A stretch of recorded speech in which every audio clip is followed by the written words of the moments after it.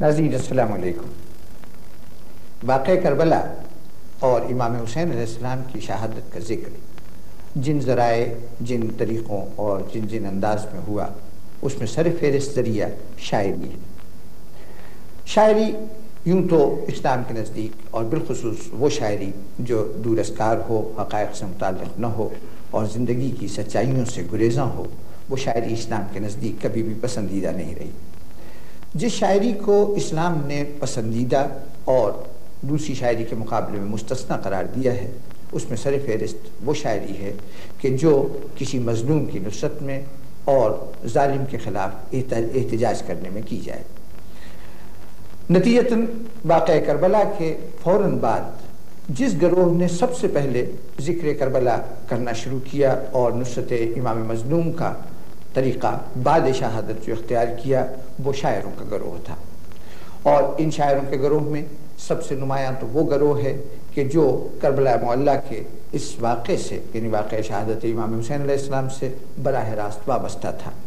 ایسی شخصیتیں تھیں کہ جنہوں نے کربلا کا واقعہ دیکھا اور اسے اپنے اشعار میں بیان کیا۔ ان شخصیتوں میں جناب امیر المومنین حضرت علی بن ابی طالب کی صاحبزادی جناب ام کلثوم کا مرثیہ غالباً کربلا کا سب سے پہلا مرثیہ ہے جو کربلا ہی میں کہا گیا۔ اس کے ساتھ ساتھ حضرت رباب بنت عمرہ القیس جو زوجہ امام حسین علیہ السلام تھیں، ان کا مرثیہ، امام حسین علیہ السلام کی دو صاحبزادیاں جناب فاطمہ بنت الحسین اور جناب سکینہ بنت الحسین کے اشعار بھی ہمیں ملتے ہیں جو واقعہ کربلا کے متعلق ان کا پہلا رد عمل ہے۔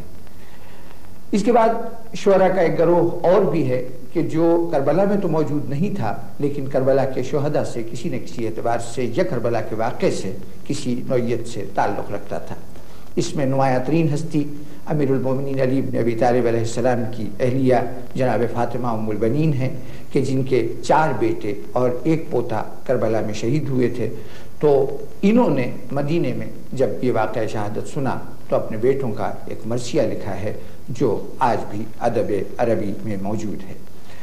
حضرت ام البنین کے علاوہ ایک حضرت عقیل کی صاحبزادی ہیں کہ جن کا نام تو ہمیں معلوم نہیں ہو سکا لیکن ان کے مرثیے موجود ہیں۔ یہ صاحبزادی، ان کے 3 بھائی کربلا میں شہید ہوئے تھے، ایک حضرت مسلم بن عقیل جو کوفہ میں شہید ہوئے اسی سلسلے میں، اور حضرت عبد الرحمن بن عقیل اور ابی سعید بن عقیل۔ تو انہوں نے مرثیہ لکھا ہے اپنے بھائیوں کا، اور یہ بھی کربلا کے سلسلے میں ایک ذکر کربلا کا ایک باب ہے۔ ان کے علاوہ اور متعدد شخصیات ہیں کہ جو کسی نہ کسی طریقے سے واقعے سے متعلق تھیں۔ مثلا بشیر ابن جزلم ایک شخصیت ہے کہ جو کربلا سے کے اس قافلے کو شام سے جب رہائی ملی ہے تو ان کو لے کر مدینے آنے والا شخص ہے۔ اس نے اہل مدینہ کو باقاعدہ اشعار کی صورت میں آ کر شہادت امام حسین علیہ السلام سے باخبر کیا تھا۔ بشیر ابن جزلم کے علاوہ فرزدق ایک ایسی شخصیت ہے کہ جس نے امام حسین علیہ السلام سے اس وقت ملاقات کی تھی کہ جب آپ مکے سے عراق کے لیے نکل رہے تھے، اس نے بھی مرثیہ لکھا ہے۔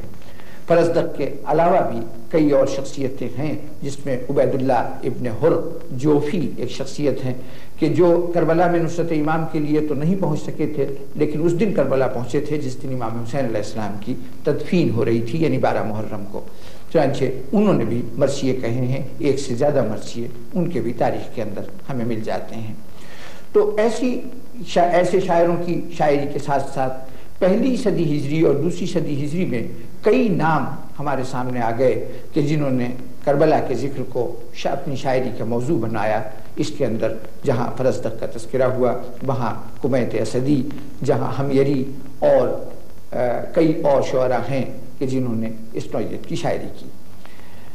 بعد ازاں یہ ایک باقاعدہ ادب کی سن بنتی گئی اور کئی شاعر اپنی شاعری کے موضوع کے طور پر کربلا کا تذکرہ کرتے رہے۔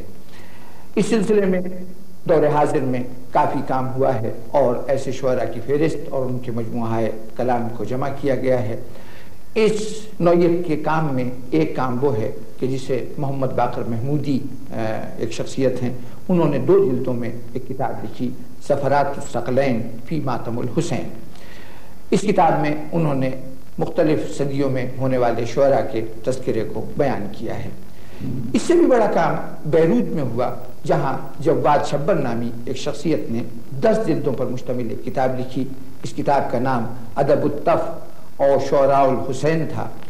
اس کتاب کی بہت بڑی خصوصیت یہ ہے کہ اس میں ہر صدی کے صرف شاعروں کا تذکرہ ہی نہیں بلکہ ان کا وہ تمام کلام بھی جمع ہے جو انہوں نے کربلا کو موضوع بنا کر کیا ہے۔ اس میں ہر صدی میں انتقال کرنے والے شعراء کا اس صدی کے حوالے سے ذکر کرتے کرتے مصنف نے سن 1395 ہجری یعنی آج سے تقریباً 20-22 سال پہلے تک کے جو مرحوم شعراء ہیں ان سب کا تذکرہ جمع کر دیا ہے۔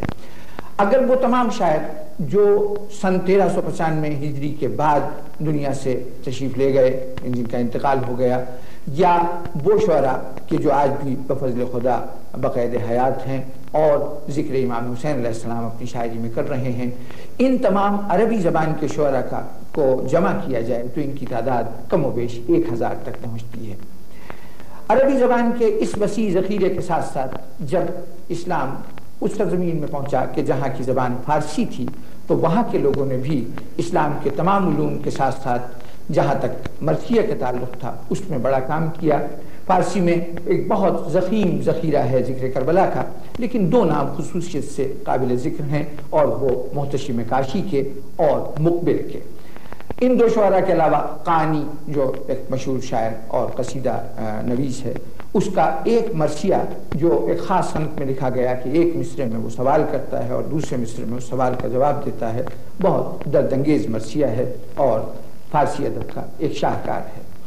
فارسی اور عربی کے اس ذخیرہ مراشی کو ایک طرف رکھتے ہوئے جب ہم اس پورے مجموعے پر نظر دوڑاتے ہیں تو ایک بات تو بہرطور ہمیں ماننی پڑتی ہے کہ تاریخ انسانیت میں کربلا وہ واحد ایک واقعہ ہے کہ جس کے اوپر اتنا کثیر انداز سے لکھا گیا اور اتنی شاعری ہوئی۔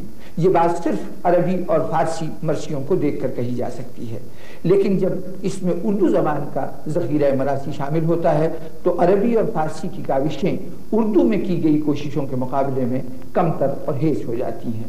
اردو میں مرثیہ نگاری نے بہت ترقی کی اور یہ ذخیرہ عظیم سے عظیم تر ہو گیا۔